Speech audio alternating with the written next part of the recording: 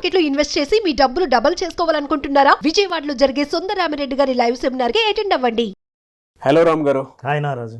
ఒక మనిషి తనని తాను ప్రశాంతంగా ఉంచుకోవాలి అని అంటే స్టేట్ ఆఫ్ మెంటాలిటీలో ఎటువంటి టూల్స్ అండ్ టెక్నిక్స్ని డెవలప్ చేసుకోవాల్సినటువంటి అవసరం ఉంది. ఒక మనిషి ప్రశాంతత కోల్పోవడానికి ఎక్కువ కారణాలు ఏవి హాంట్ చేస్తూ ఉంటాయంటారు అసలు?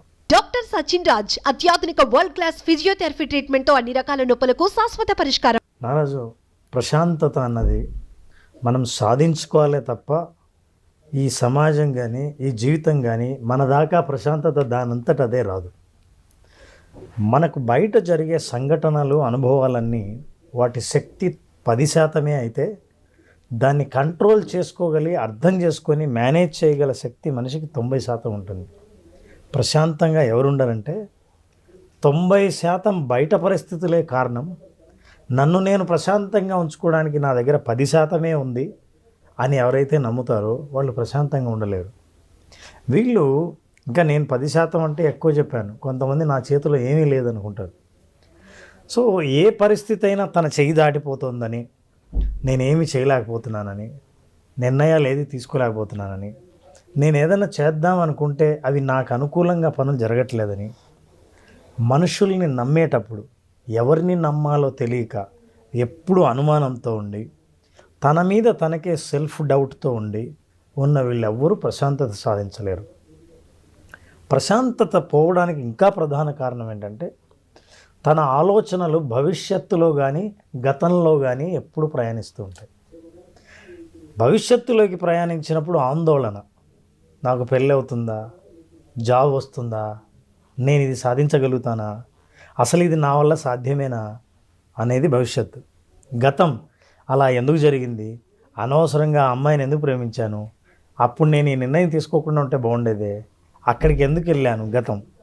ఇది ఒత్తిడిని తెస్తుంది. ఎప్పుడైతే మనసు భవిష్యత్తులోకి గతంలోకి ఎక్కడ ప్రయాణించినా భవిష్యత్తులో అయితే ఆందోళన, గతంలో అయితే ఒత్తిడి ఉండి వర్తమానంలో జీవించడం మాత్రం మర్చిపోయిన వాళ్ళు ప్రశాంతంగా ఉండలేరు. మనిషి జీవితం అన్నాక ఎన్నో సంఘటనలు, ఎన్నో అనుభవాలు, ఎన్నో ఆలోచనలు వస్తూనే ఉంటాయి. ఈ ఆలోచనలన్నీ మేఘాలు ఎలా వచ్చిపోతుంటాయో అలాంటివి. మనం ఆకాశంలోకి చూస్తే మేఘాలు ఒక్కొక్కసారి ఒక్కొక్క షేప్లో కనిపిస్తాయి. అరే, పక్షి ఉన్నట్టే ఉందే, ఏదో జంతువు రూపంలోనే ఉందే మేఘాలని అని పక్కవాడికి చెప్పి ఇలా చూడు అని చూసేలోగా రూపం మార్చుకుంటాం. అలా రూపం మారిపోతూ ఉంటుంది.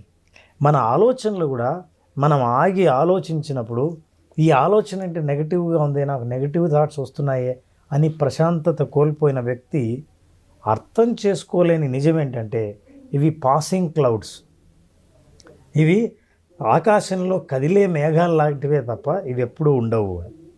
ఈ ఆలోచనల్లో మనకు వచ్చే ఈ రాగద్వేషాలు ఏవైతే ఉన్నాయో, మనిషికి జీవితంలో ప్రతి భావాన్ని మన మైండ్, మన బాడీ ఫీల్ అవుతూనే ఉంటుంది. ఎప్పుడైతే ఆ ఎక్స్ట్రీమ్ ఎమోషన్స్ని టచ్ అయ్యారో దాన్ని ఫీల్ అవుతూ పోతే మీరు అక్కడే ఆగిపోతారు.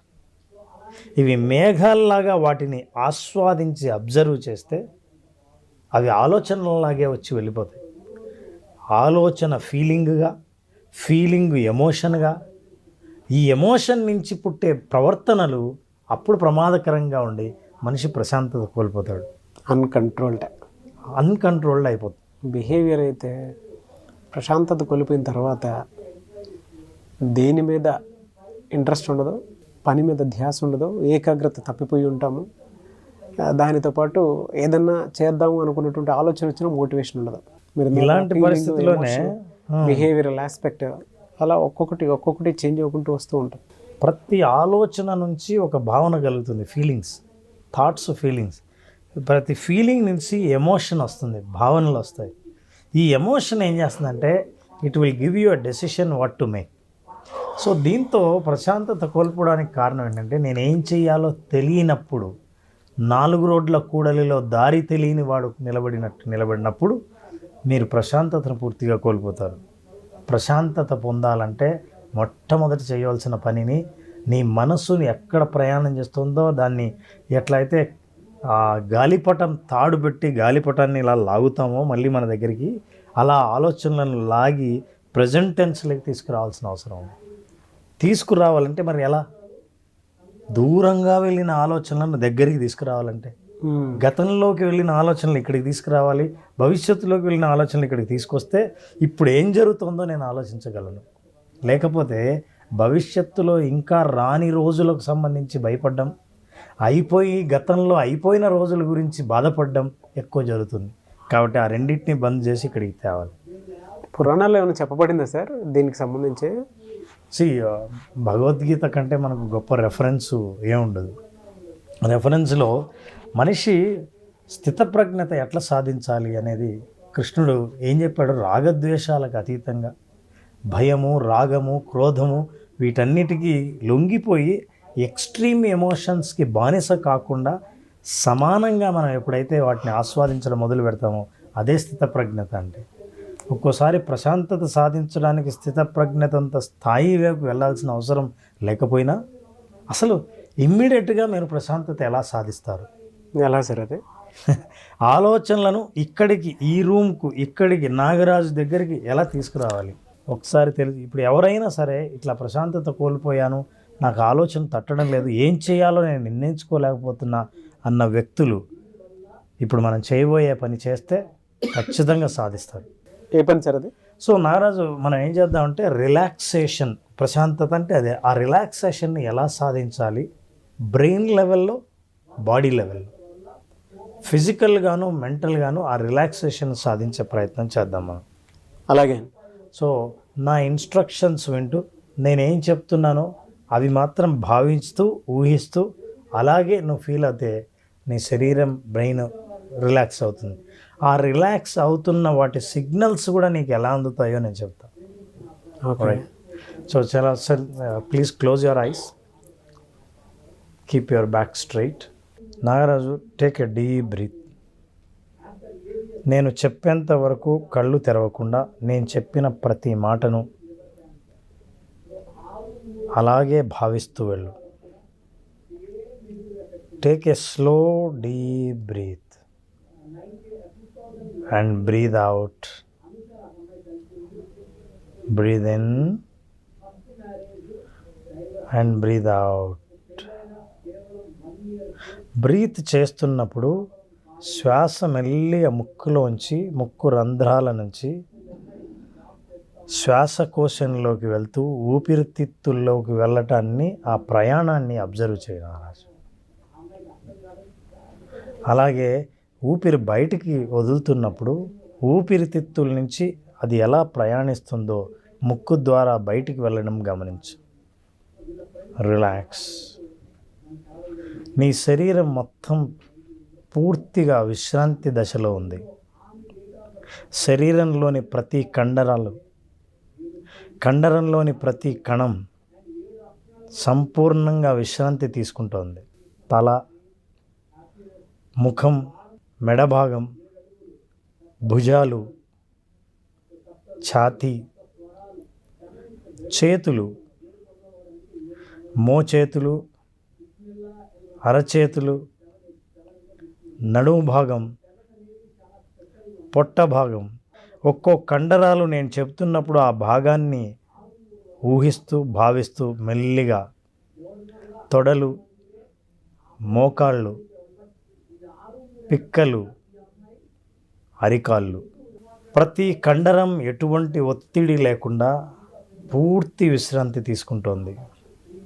శరీరం బాగా బరువెక్కితే కదలలేని స్థితిలో, కదిలించని లేని స్థితిలో సంపూర్ణంగా ఎలా విశ్రాంతి తీసుకుంటావో ఆలోచించు. ఆ విశ్రాంతి స్థితిలో ఉన్నావు. ఇమాజిన్ ఈ దశలో శరీరం మెల్లిగా స్పందిస్తోంది. అతి చిన్న ప్రకంపనలు అరచేతుల్లో రావటం గమనించవచ్చు. నిద్రావస్థకి, చేతనావస్థకి మధ్యలో నా మాటల్ని వింటూ శరీరం బాగా రిలాక్స్ అవుతోంది. Relax, relax. When you're relaxing, ఆలోచనలు కానీ, ఇటువంటి భావాలు కానీ, భావోద్వేగాలు, భావనలు, ఆలోచనలు, నిర్ణయాలు ఇవేవి మైండ్లో లేకుండా సంపూర్ణ విశ్రాంతి తీసుకునే దశలో ఉన్నాం. రిలాక్స్.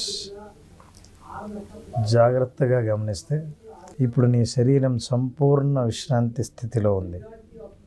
రిలాక్స్. సో నాగరాజు, నా మాటల్ని ఇప్పుడు మళ్ళీ జాగ్రత్తగా వింటున్నావు. ఈ స్థితిలో శరీరంలో అరచేతుల దగ్గర, అరికాలి దగ్గర చాలా సన్నని ఎలక్ట్రికల్ ఇంపల్సెస్, విద్యుత్ ప్రకంపనలు అంటే తిమ్మిరి లాంటివి నీ అరచేతులకి రావటం గమనించవచ్చు. Now you are coming out and listening to my instructions. నా ఇన్స్ట్రక్షన్స్ని జాగ్రత్తగా విని మెల్లిగా బయట ప్రపంచంలోకి అడుగు పెడతావు. 5, 4, 3, 2, 1, 0. Slowly you will wake up. You are bringing up the energy into your body. Again back, your muscles are under your control. నీ కండరాలన్నీ మళ్ళీ నీ అదుపులోకి వచ్చాయి. మెల్లిగా కళ్ళు తెరుస్తున్నావు. Slowly open your eyes. Yes Nagaraju, relax. Come on. 5, 4, 3, 2, 1, 0. మామూలుగా నిద్రపోయావా? నిద్ర వచ్చేసింది సార్.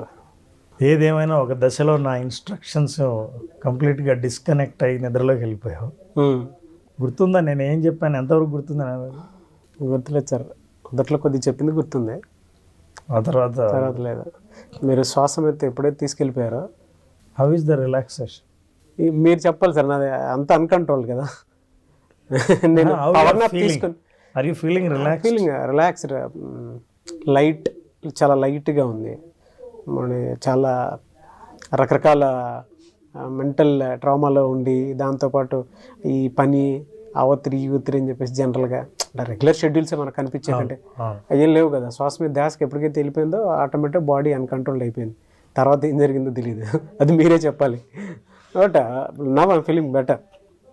పవర్ నాప్ తీసుకున్నంత ఇదిగా ఉంది. ఎన్ని మినిట్స్ ఉన్నాను అట్లా? నేను చెప్తున్నంత సేపు దాదాపు ఒక 2-3 నిమిషాలు పూర్తిగా ఉన్నా. నేను లేపమని బట్ ఒక 1 hour పడుకున్న ఫీల్ ఉంది. 1.5 hour పడుకున్న ఫీల్ ఉంది. Very energetic relaxation. అది అంటే రిలాక్సేషన్ నుంచి బయటకు వస్తూనే వచ్చే ఎనర్జీ ఉంటుంది సార్. అది double the energy compare to the previous state of mind. So పూర్తిగా పడుకుండిపోయావు. నేనే గ్యాప్ ఇచ్చాను. నిజంగా పడుకున్నావా మేలుకున్నావా చూద్దామని. నిద్రపోయావు. సో నేను తర్వాత నా ఫ్రీక్వెన్సీ ఆఫ్ ఇన్స్ట్రక్షన్స్ మార్చాను. మెల్లిగా లేచావు. అయితే ఈ మొత్తం ప్రాసెస్లో గమనిస్తే నారాజు, ఇప్పుడు నీ ఆలోచనలు ఎక్కడికి పంపించాలన్నా పంపించలేవు. భవిష్యత్తు నుంచి, గతం నుంచి, ఆందోళన నుంచి అన్నీ ఒక చోటుకి వచ్చాయి, రిలాక్స్ అయ్యాయి. మైండ్ను ఇంకేం ఆలోచింపజేయలేదు. ఇక నెగిటివ్ థాట్స్కి ఛాన్సే లేదు. నిద్రపోయాను. ప్రశాంతత అంటే బ్రెయిన్ లెవెల్లో, బాడీ లెవెల్లో ఎప్పుడు సాధిస్తావో అప్పుడు ప్రశాంతత. ఆ ప్రశాంతత కూడా ఎలా అని అంటే, మీరు చెప్పిన ఇన్స్ట్రక్షన్ ప్రకారం శ్వాస మీద ధ్యాస మాత్రమే నేను పెట్టాను. తర్వాత ఏం జరిగిందో తెలియదు. మెల్లిగా అంటే నువ్వు స్లోగా రిలాక్స్ అయ్యావు. సబ్ కాన్షియస్ మైండ్ కొన్ని ఇన్స్ట్రక్షన్స్ వరకు తీసుకుంది. నువ్వు ఎక్కడ కంట్రోల్ పూర్తి పోయిందో అర్థమైంది నాకు. But still I wanted to test, నిజంగా మేలుకున్నావు నిద్రపోయావు అన్నది నాకు అర్థమైంది. Now you are out of completely connection అని. ఆ తర్వాత నేను మార్చి చెప్పిన తర్వాత నువ్వు నిద్రలేచావు. కానీ ఈ ప్రయోగంలో మనం అర్థం చేసుకోవాల్సింది ఏంటంటే, మనమే రిలాక్స్డ్ స్టేట్, ప్రశాంత స్థితి, విశ్రాంత స్థితిని ఎలా పొందొచ్చు అని అనుకుంటే, it is a self hypnosis, self relaxation therapy. ఇది చేయటం వల్ల చాలాసార్లు ఎప్పుడైతే మజిల్స్ రిలాక్స్ అవుతాయో, మనం ఏదైనా నిర్ణయం తీసుకోవడానికి ఒక ఆలోచన ఫ్రెష్గా చేయటం కోసం సిద్ధంగా ఉంటాం. నాకు బాడీ అంతా లైట్గా ఉంది, దాంతోపాటు కొంచెం ఆ మోకాళ్ళు అది ఇది మనం అటు ఇటు తిరిగి కొంచెం చేసి ఉంటాయి కదా సార్, పెయిన్ అంతా ఒకేసారి సడన్ దిగినట్టుంది. నిజంగానే బాగా రిలాక్స్ అయింది బాడీ మొత్తం. బాడీ మొత్తం రిలాక్స్. Yes, thank you. నాకు తెలిసి మీరు కూడా వీడియో చూసేటప్పుడు కొంతమంది ఒకసారి మిమ్మల్ని మీరు రామ్ గారు చెప్పిన ఇన్స్ట్రక్షన్ ఫాలో అయ్యి కనుక చూస్తే మేబీ ఆయన చెప్పినట్లు నాకు ఏమనిపించిందో, నేను ఏం ఫీల్ అయ్యాను, ఆడియన్స్ కూడా అదే ఫీల్ అవుతారని నేను అనుకుంటున్నాను. వాళ్ళు కళ్ళు మూసుకుంటే వీడియో చూడలేరు, కానీ ఇన్స్ట్రక్షన్స్ నిద్రపోతారు. బట్ చూడాలనుకుంటే ఎలా ఉంటుందో చూడొచ్చు. బట్ ఒక మనిషి మనసును ప్రశాంతంగా ఉంచుకోవాలి అంటే దానికి ఒక 2 minutes నాకు తెలియదు సార్, టైం ఎంత ఎందుకు కూడా తెలియదు, నాకు గుర్తులేదు. కానీ అంటే మనకు సమయాభావం వల్ల నేను ఎక్కువసేపు స్టేట్ ఆఫ్ మైండ్ని ఇలా కూడా కంట్రోల్లో తెచ్చుకోవచ్చు అనేది అర్థమైంది. అంటే మనల్ని మనం ఇలా ప్రశాంతంగా ఉంచుకోవచ్చు ఖచ్చితంగా. ఎస్, వేరే థాట్స్ తోటి కాదు, మనల్ని మనం ఈ విధంగానే ఒక ఇన్స్ట్రక్షన్ తోటి కూడా కంట్రోల్లో పెట్టుకోవచ్చు అని తెలిసిందే.